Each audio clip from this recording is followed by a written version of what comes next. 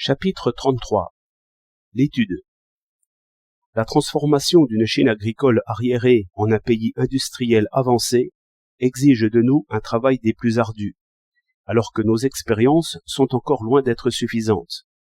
Il nous faut donc savoir apprendre. Les circonstances sont en perpétuel changement, et, pour que nos idées s'adaptent aux conditions nouvelles, il nous faut apprendre. Même ceux qui connaissent assez bien le marxisme, et dont la position prolétarienne est relativement ferme, doivent continuer d'apprendre, d'assimiler ce qui est nouveau et d'étudier de nouveaux problèmes. Nous réussirons à apprendre tout ce que nous ne connaissions pas auparavant. Nous ne sommes pas seulement bons à détruire le monde ancien, nous sommes également bons à construire un monde nouveau. Il y a deux manières d'apprendre. L'une dogmatique consiste à emprunter tout, que cela convienne ou non aux conditions de notre pays. Cette manière-là n'est pas la bonne. L'autre consiste à faire travailler nos cerveaux et à apprendre ce qui correspond aux conditions de notre pays, c'est-à-dire à assimiler l'expérience qui peut nous être utile. C'est celle-là que nous devons adopter. La théorie de Marx, Engels, Lénine et Staline a une valeur universelle. Il ne faut pas la considérer comme un dogme, mais comme un guide pour l'action. Il ne faut pas se contenter d'apprendre les termes et les expressions marxistes-léninistes, mais étudier le marxisme-léninisme en tant que science de la révolution. Il ne faut pas seulement comprendre les lois générales établies par Marx, Engels, Lénine et Staline en se fondant sur leur vaste étude de la vie réelle et de l'expérience de la révolution. Il faut aussi étudier la position et la méthode qu'ils adoptent pour examiner et résoudre les problèmes.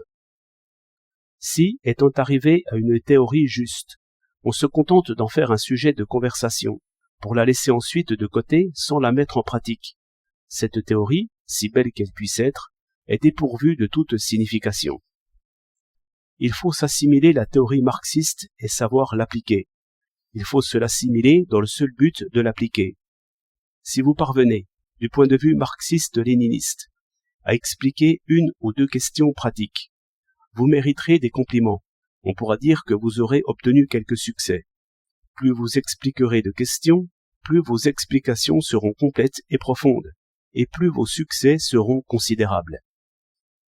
Comment lier l'une à l'autre la théorie marxiste-léniniste et la réalité de la révolution chinoise? Il faut, pour employer une expression courante, décocher sa flèche en visant la cible.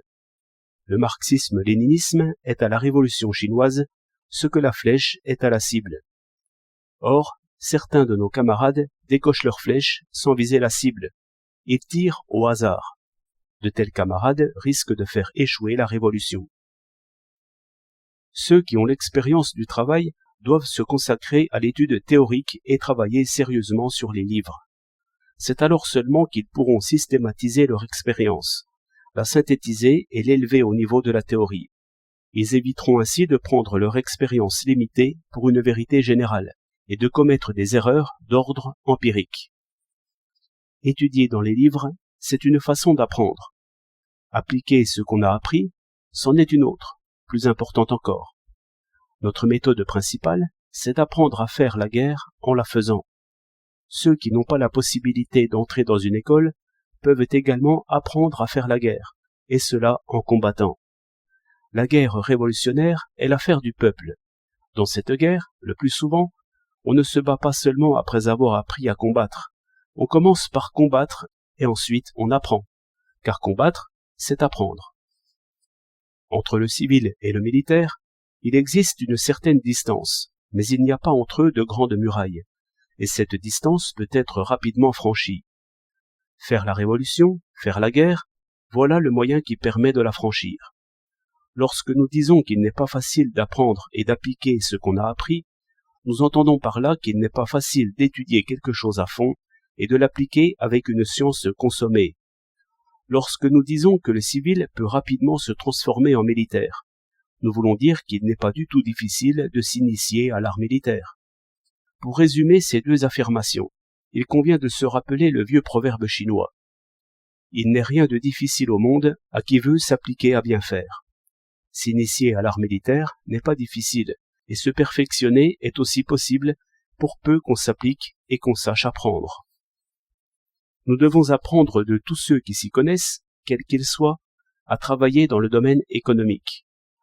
Nous devons en faire nos maîtres, apprendre auprès d'eux humblement, consciencieusement. Quand on ne sait pas, on avoue son ignorance. Il ne faut pas faire l'entendu. Les connaissances, c'est la science. Et la science ne saurait admettre la moindre hypocrisie, la moindre présomption. Ce qu'elle exige, c'est assurément le contraire, l'honnêteté et la modestie. Notre ennemi dans l'étude, c'est la suffisance.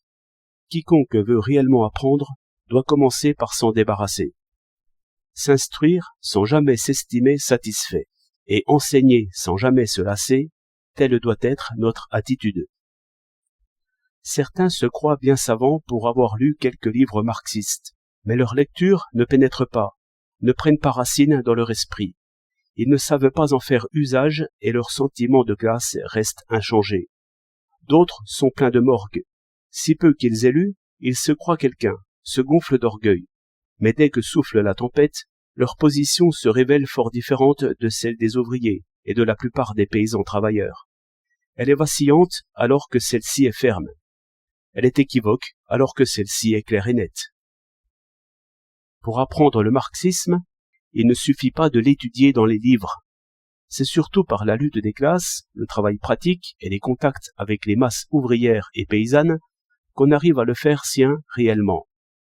Si après avoir lu des ouvrages marxistes, nos intellectuels acquièrent encore quelque compréhension du marxisme au contact des masses ouvrières et paysannes et dans leur travail pratique, nous parlerons tous le même langage. Non seulement le langage du patriotisme et du socialisme, mais probablement aussi le langage de la conception communiste du monde. Et notre travail à nous tous en sera sûrement beaucoup mieux fait.